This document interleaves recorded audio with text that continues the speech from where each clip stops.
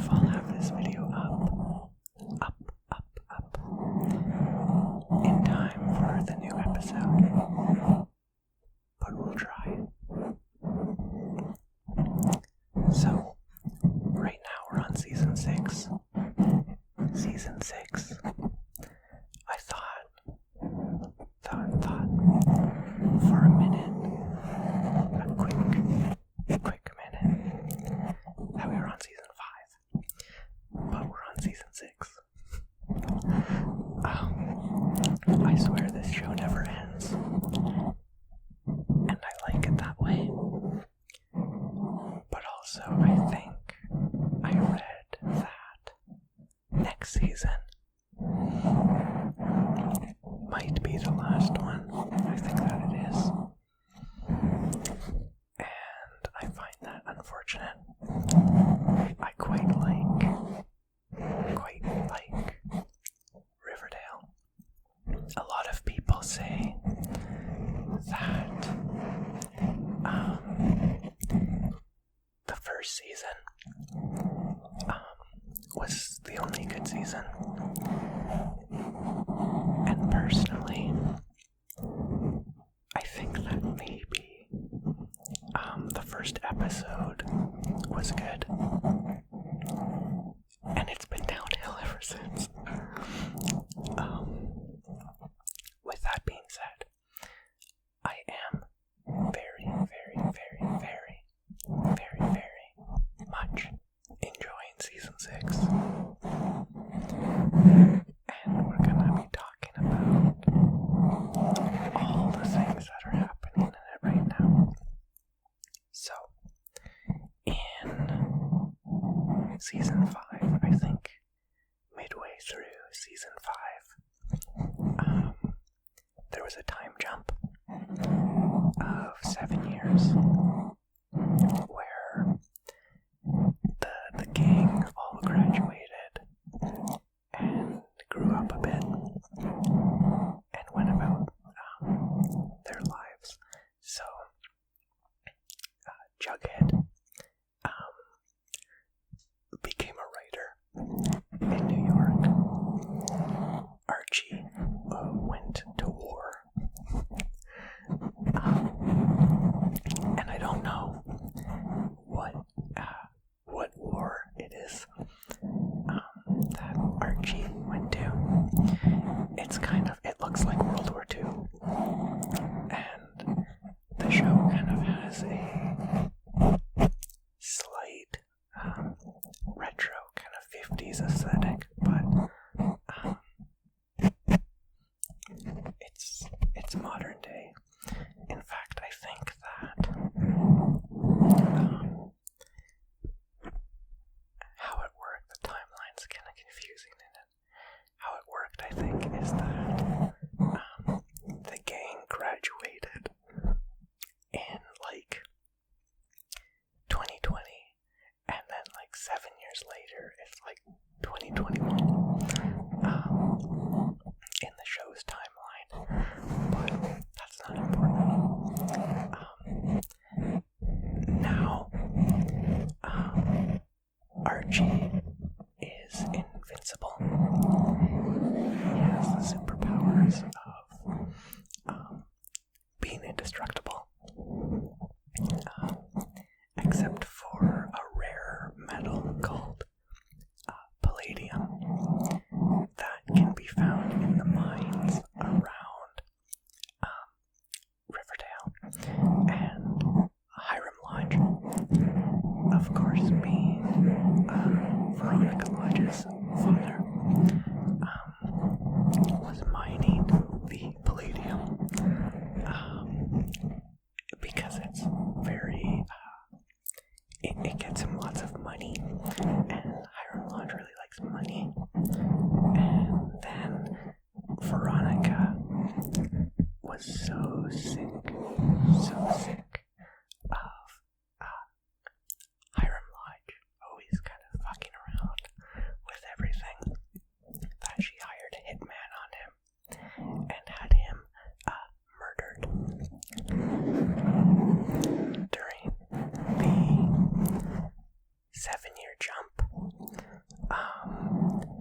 Veronica became the she-wolf of Wall Street, and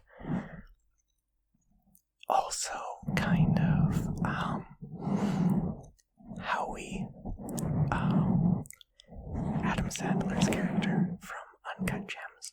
She also kind of became him a bit in the way that they shot it.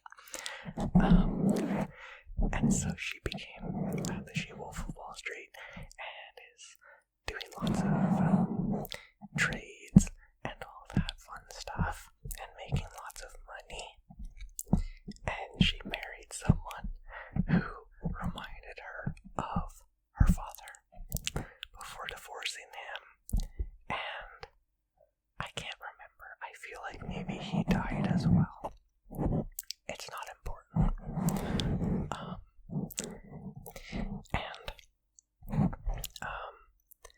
Veronica's superpower is that she's toxic.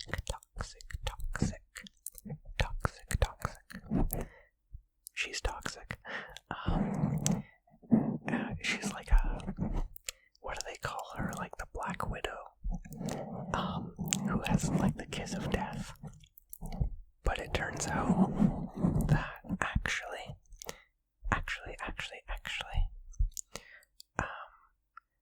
her skin is just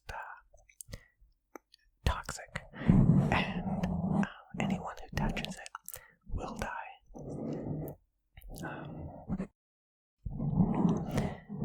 Also, her blood is the opposite, and so any toxins inside her body are purified. And if I'm not mistaken, she helped somebody. Was it Archie's uncle? Or someone else? No, Betty's cousin, who was going to marry her brother. I think. He was dying, and Veronica was able to do like a blood transfusion with him, and it saved him. Now, who else? Jughead can read minds now, and he's also deaf. And so, for a while,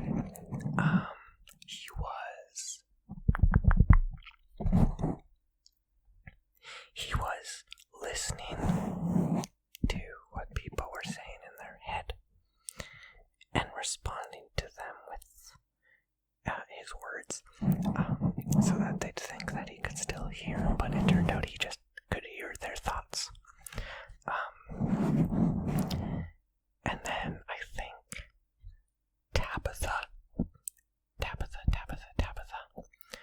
found out. So Tabitha is the granddaughter of Pop Tate, who is the original owner of Pop's Diner, which the bad guy, Percival Pickens, wants to destroy the diner so that he can build a railroad through it. But they need to keep the diner because that's where the battle for the end of the world is going to take place. And so they need the diner because that's kind of like the final showdown area. Now, Tabitha is Jughead's girlfriend, and she can time travel. She went through a bunch of different kind of scenarios in the past, and then she traveled to the future, and that's where she saw that the world was gonna end.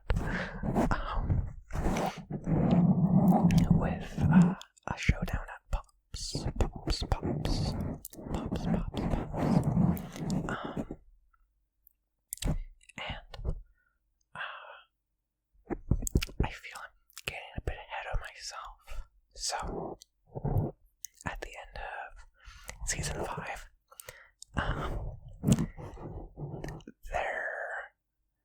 at the start of season 6, there was the Rivervale episodes. Now, Rivervale is the alternate reality of Riverdale. And in Riverdale, a bomb went off under Archie and Betty's bed while Jughead was in the garage. And when the bomb went off, we went to Rivervale, which was kind of like a Twilight Zone kind of thing, where Jughead would like introduce the episode kind of as the Rod Sterling character, where he'd be like, it was just another day in Rivervale, kind of thing. So there was kind of like some spooky ones, and ones where there was like the devil and stuff, and how it all kind of came together is that Riverdale was going to cease to exist, or Rivervale was going to cease to exist, one of those, and the Rivervale Jughead became tasked with writing Riverdale into existence. And so now he writes all the stories until presumably until the end of time, he's going to be writing the Riverdale stories. And that's when we came back to Riverdale, where the bomb went off, but they were able to escape it. And that's when they got their superpowers, and Jughead lost his hearing. Now, you might be wondering what's going on with Betty now. Betty. Well, Betty she can see auras now, and during her time jump, she became an FBI agent, kind of like Jodie Foster from Silence of the Lambs, where she's tracking down a serial killer called the Trash Bag Killer. The Trash Bag Killer kidnapped her and put her in a well, and has been kind of like playing mind games and taunting her ever since. But yeah, so now she can see auras, but she's not sure exactly why. Sometimes she can, and sometimes she can't. She thought it was because of the serial killer gene that she has and that her dad had, who was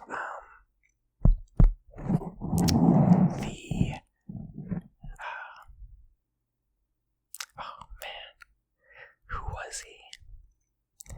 The Masked, the Black Hood, I think his serial killer name was the Black Hood, something like that, and he has been killing people all of her life, and once she walked in on him, cleaning up a body, and maybe even chopping one up, and it turns out her mom knew that she knew, and that she was going to be a serial killer, and that her dad was trying to groom her into being a serial killer, and so yeah, now there's the Trash Bag Killer who's on the loose, and they almost got him, but then they didn't. And so then there's the big bad guy, who's Percival Pickens, and he's like some kind of rich fancy pants who's trying to like ruin the town because he's like bad guy. And Archie, I love this. So there's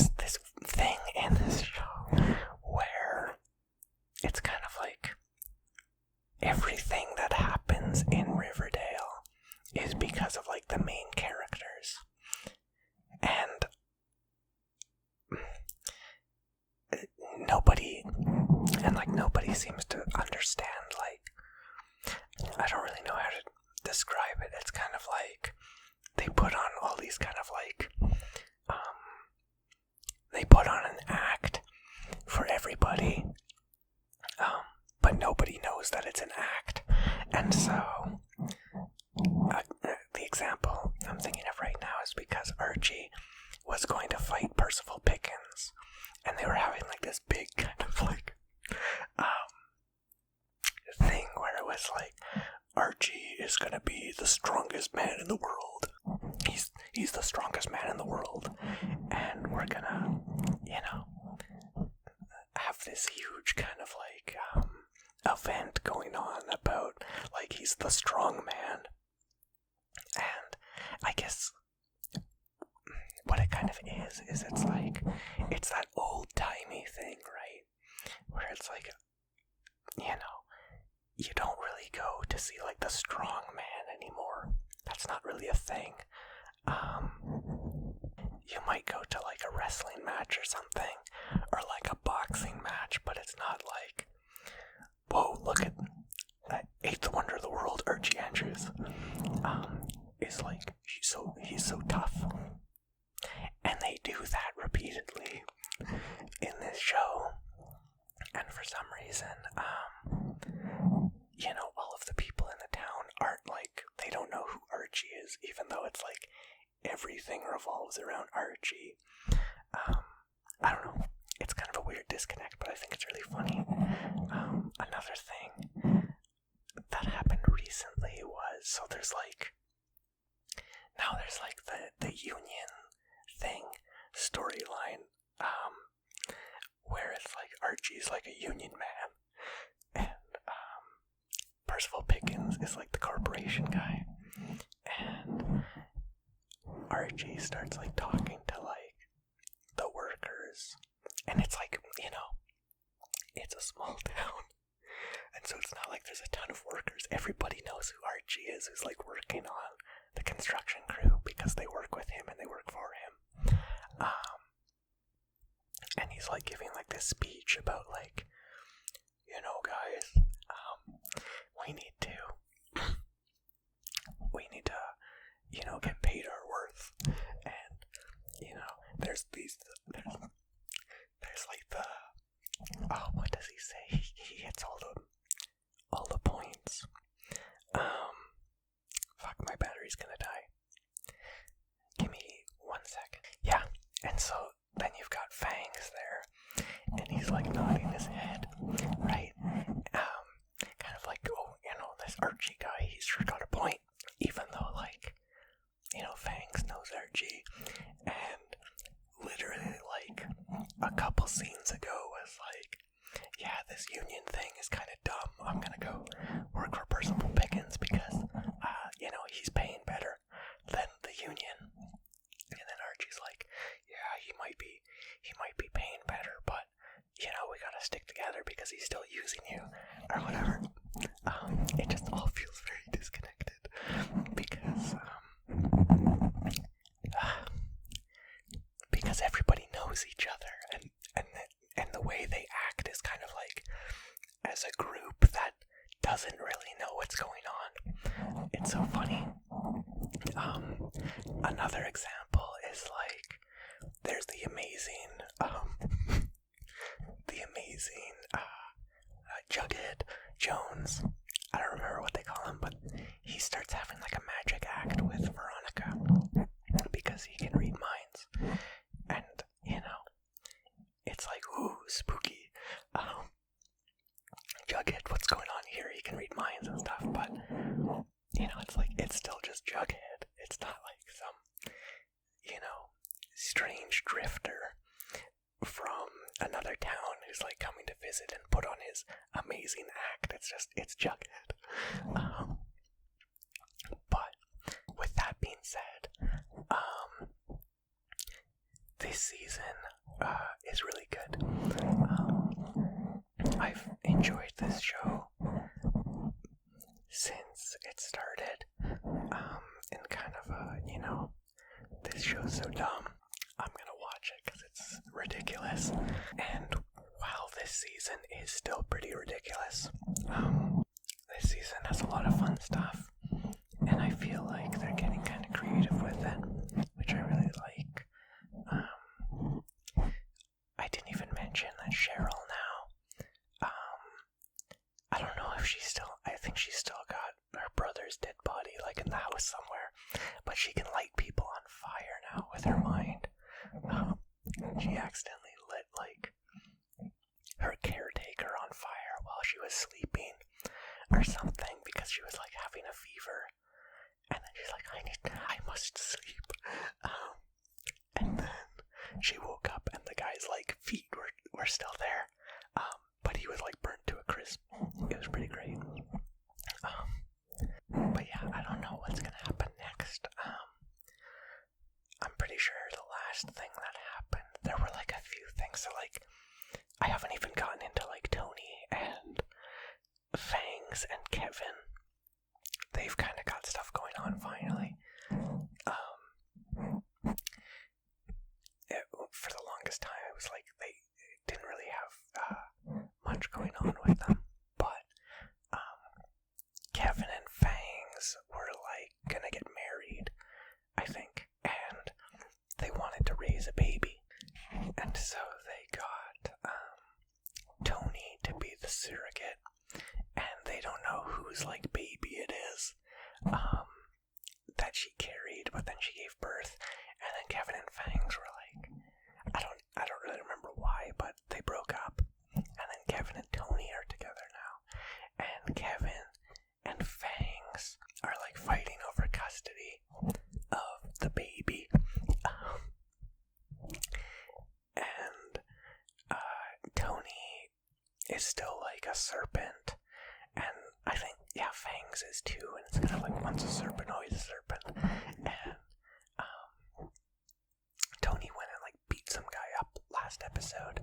I don't remember who or why, but she, like, puts on her serpent's jacket, like, goes and, like, punches someone with, like, brass knuckles.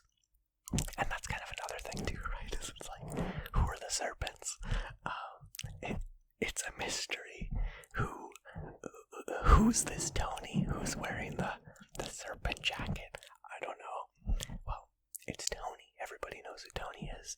And so anyways, for, like, maybe, like, 3 episodes, I don't remember how many,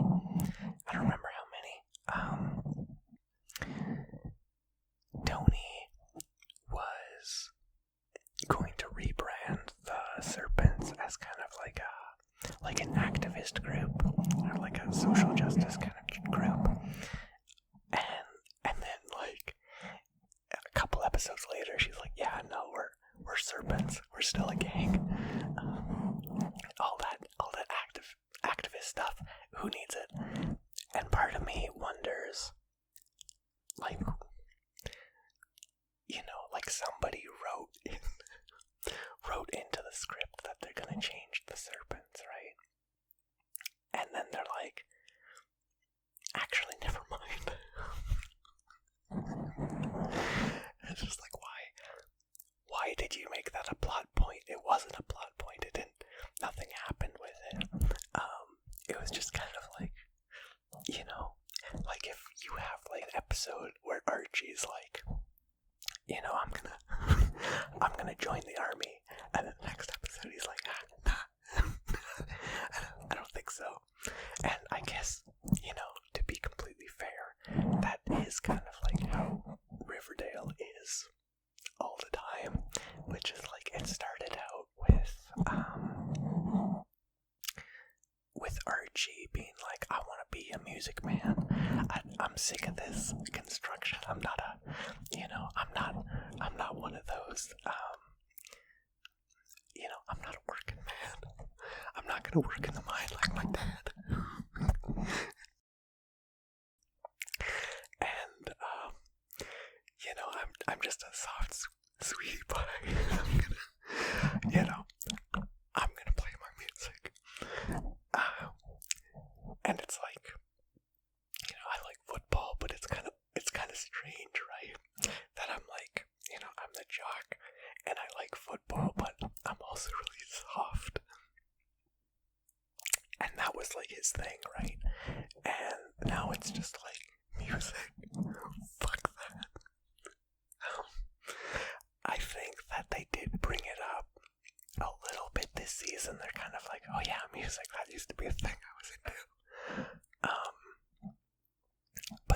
it's just kind of like now he's, I'm working. I'm working like my pa. And it's great. What other things have changed? It's like Jughead. Jughead hasn't changed that much. One thing I will note about Jughead is that, so in the comics, as you're likely aware, Jughead eats burgers all the time, like stacks of them, which is great. What's weird though is in Riverdale, Jughead, it's always just kind of referenced to that he eats a lot. And so like, Archie will say something like, Jug, maybe one of these days we can go to Pops and you can scarf down all those burgers, all the burgers you can eat. I'll see you at Pops when this is over. I'll see you at Pops, Jug, and we'll scarf down those burgers. Or whatever. And it's like referenced to, right? But he never like does that in the show. It's like sometimes he'll have like a burger, and that's kind of like the extent of it. But everybody, acts as if he's like the Jughead in the comics, where he's just like chomping them down. And it's just like, why are you referencing it if he's not like that? At least like as far as we see, you get kind of the impression that like he eats a lot of burgers and stuff off screen. But why is my question.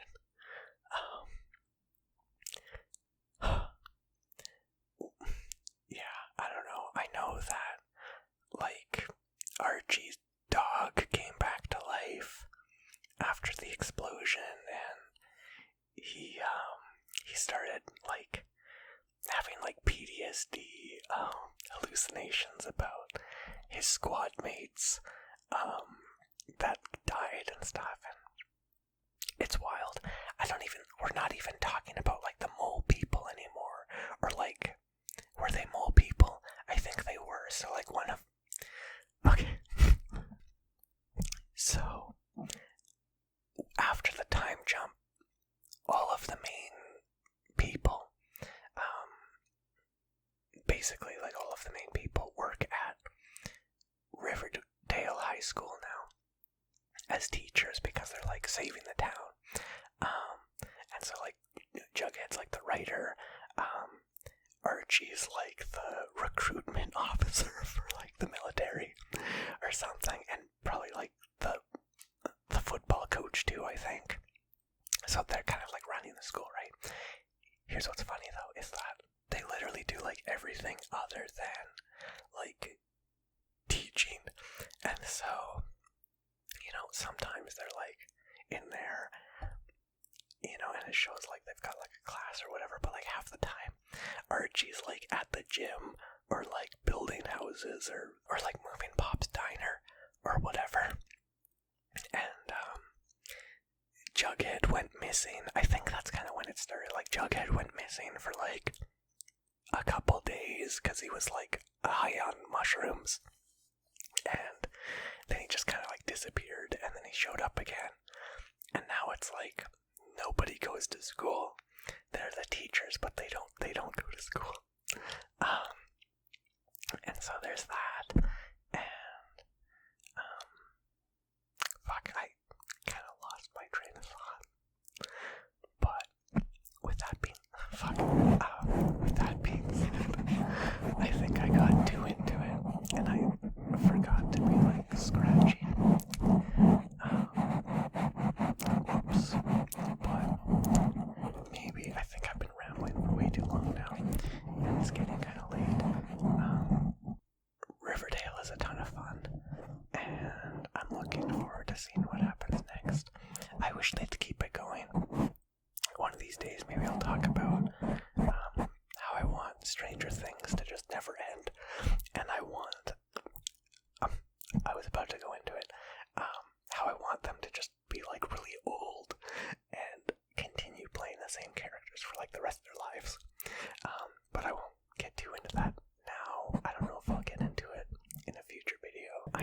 just finished watching the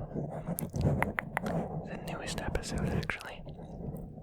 And so I'm just gonna go over that real quick, okay? So basically, Riverdale has its first annual serial killer convention, I guess.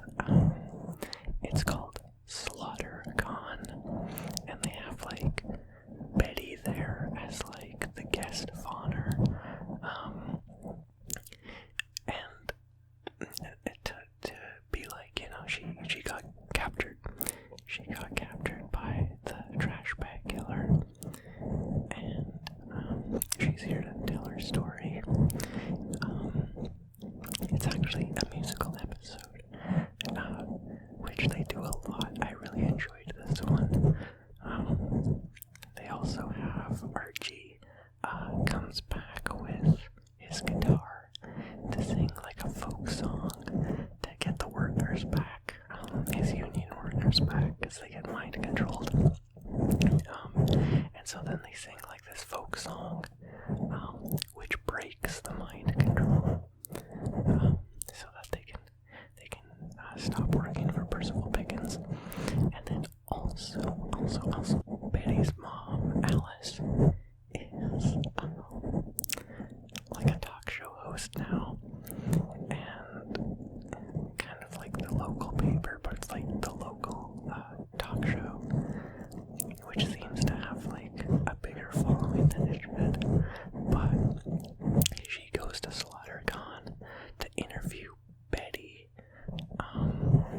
live on TV from this convention, and they've got like a phone set up to so that people can call in, I guess, and like talk to Betty.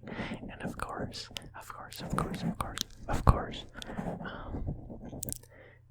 the trash bag killer calls in and does the Zodiac thing, where he's like, you know, taunting her on air and stuff, and it's really silly. Cheryl and Kevin curse Tony and Fangs, but it turns out that it curses